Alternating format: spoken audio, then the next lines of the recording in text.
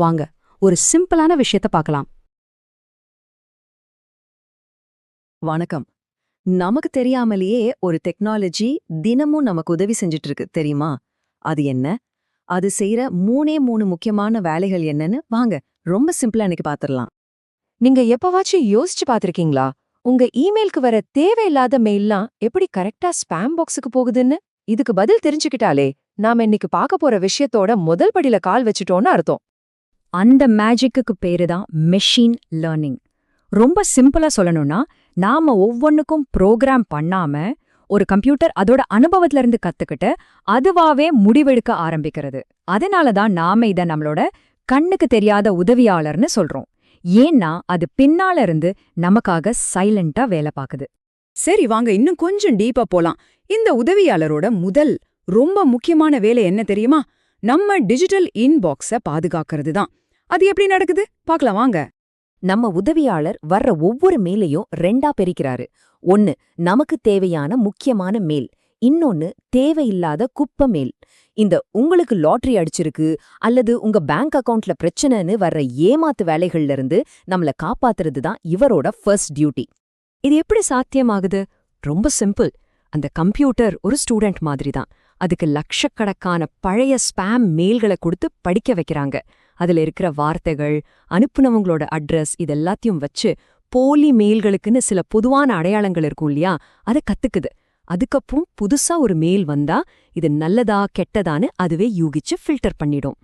உதாரணத்துக்கு ஒரு மெயில்ல இலவசம், லாட்டரி, அவசரம் அல்லது வங்கி கணக்கு இந்த மாதிரி வார்த்தைகள் அடிக்கடி வந்துச்சுன்னா உடனே நம்ம உதவியாளருக்கு ஒரு டவுட் வந்துடும். ஆஹா, இது ஏதோ ஸ்பேமா இருக்கலாமோன்னு சந்தேகிக்கும். இதுக்கு பேர் தான் பேட்டர்ன் ரெகக்னிஷன். அடுத்ததா நம்ம உதவியாளர் ஒரு ஆச்சரியமான வேலையும் செய்றாருங்க. அது என்னன்னா, நம்மளோட உணர்ச்சிகளை புரிஞ்சுக்கிறது. ஆமா, டெக்னிக்கலா இதுக்கு சென்டிமெண்ட் அனாலிசிஸ்னு பேரு. இப்ப நீங்க ஆன்லைன்ல ஒரு பொருளை பத்தி ரிவ்யூ எழுதுறீங்கன்னு வச்சுக்கோங்க. சூப்பரான ஃபோன் அப்படின்னு எழுதுனா அது ஒரு பாசிட்டிவ் கமெண்ட். அதே இது ரொம்ப மோசம், இத வாங்கவே வாங்காதீங்க அப்படின்னு எழுதுனா அது ஒரு நெகட்டிவ் கமெண்ட். இந்த ரெண்டுக்கும் இருக்கிற வித்தியாசத்தை நம்ம உதவியாளர் எப்படித்தான் புரிஞ்சுக்கிறாரு? பெரிய பெரிய கம்பெனிங்க எல்லாம் ஆயிரக்கணக்கான கஸ்டமர் ரிவ்யூஸ படிக்கிறதுக்கு இந்த டெக்னாலஜியை தான் யூஸ் பண்றாங்க. ஒவ்வொரு கமெண்ட்டியா மனுஷங்க உட்காந்து படிக்க தேவையில்ல. இந்த சிஸ்டம் ஆட்டோமேட்டிக்கா எத்தனை பேர் பாசிட்டிவா சொல்லிருக்காங்க, எத்தனை பேர் நெகட்டிவா சொல்லிருக்காங்கன்னு ஒரு செகண்ட்ல கணக்கு போட்டு சொல்லிடும். அப்போ இதுக்கு பின்னாடி இருக்கிற லாஜிக் ரொம்ப சிம்பிள். நல்லது, சூப்பர், அருமை மாதிரியான வார்த்தைகளை பாசிட்டிவா எடுத்துக்கும். அதே மாதிரி மோசம், வேஸ்ட், ஏமாற்றம் மாதிரியான வார்த்தைகளை நெகட்டிவா புரிஞ்சுக்குது. இப்படித்தான் வார்த்தைகளை வச்சே நம்ம மனநிலையை இது கணிக்குது. இப்ப மூணாவது வேலைக்கு வந்தாச்சு. நம்ம கண்ணுக்கு தெரியாத உதவியாளர் ஒரு செம்ம ஸ்மார்ட்டான இன்ஃபர்மேஷன் அசிஸ்டண்டாவும் வேலை செய்யறாரு. அதாவது ஒரு பெரிய கட்டுரையில இருந்து நமக்கு தேவையான தகவலை மட்டும் கரெக்டா நோண்டி எடுத்து கொடுப்பாரு.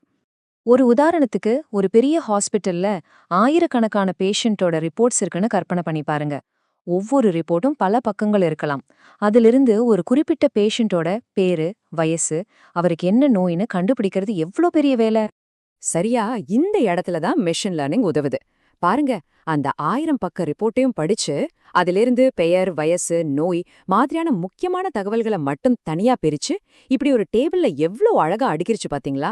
இது டாக்டர்ஸோட நேரத்தை எவ்ளோ மிச்சப்படுத்துன்னு கொஞ்சம் யோசிச்சு பாருங்களேன். இந்த விஷயம் நமக்கு ரொம்ப பழக்கமான ஒரு இடத்துலயும் நடக்குது. வேற எங்கேயும் இல்ல, யூடியூப்ல தான். நீங்க எந்த மாதிரி வீடியோக்களை பாக்குறீங்கன்ற தகவல் அதை சேகரிச்சு அதுக்கேத்த மாதிரி உங்களுக்கு பிடிக்கக்கூடிய வீடியோக்களை அதுவாவே ரெக்கமெண்ட் பண்ணும் இல்லையா? அதுவும் ஒரு வகையான தகவல் பிரித்தெடுத்தல் தான். இப்போ உங்களுக்கு ஓரளவுக்கு புரிஞ்சிருக்கும்னு நினைக்கிறேன். இந்த மிஷின் லேர்னிங்கிறது ஏதோ சயின்ஸ் ஃபிக்ஷன் படத்துல வர விஷயம் இல்ல. அது நம்மளோட டெய்லி டிஜிட்டல் வாழ்க்கையோட ஒரு அங்கமாவே மாறிடுச்சு. அப்போ சுருக்கமா ஒரு ரீகேப் பாத்துரலாமா? நம்ம கண்ணுக்கு தெரியாத உதவியாளர் என்னெல்லாம் பண்றாரு? 1, நம்மள ஸ்பாம் மெயில இருந்து காப்பாத்துறாரு. 2, நம்ம உணர்ச்சிகளை புரிஞ்சுக்கிறாரு. 3, பெரிய ஃபைல்ல இருந்து தகவலை பிரிச்சு தர்றாரு. 4, நமக்கு பிடிச்ச வீடியோக்களை பரிந்துரைக்கிறாரு. இந்த உதவியாளர் நாளுக்கு நாள் புதுசு புதுசா கத்துக்கிட்டு இன்னும் புத்திசாலியாகிட்டே போறாரு. எதிர்காலத்துல இன்னும் எந்தெந்த கஷ்டமான வேலைகளையெல்லாம் செய்ய இவர் நமக்கு உதவணும்னு நீங்க நினைக்கிறீங்க? யோசிச்சு பாருங்க. இந்த வீடியோ உங்களுக்கு பிடிச்சிருந்ததுன்னா லைக் பண்ணுங்க, ஷேர் பண்ணுங்க, சப்ஸ்கிரைப் பண்ணுங்க. தேங்க்யூ ஃபார் வாட்சிங்.